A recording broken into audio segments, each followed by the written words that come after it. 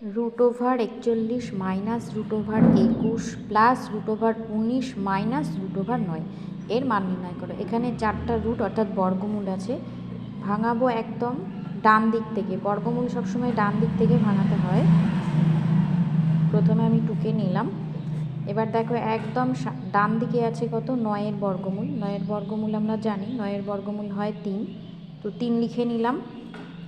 এবার 19 বিয়োগ 3 16, তাহলে রুটের মধ্যে থাকছে 16। 16-র বর্গমূল করলে আমরা পাই 4, 4 4 আর 16।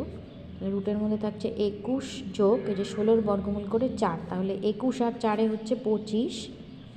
25-এর বর্গমূল করলে আমরা পাই 5, তাহলে রুটের মধ্যে 41, √41 মাইনাস 5 মানে √36 হচ্ছে।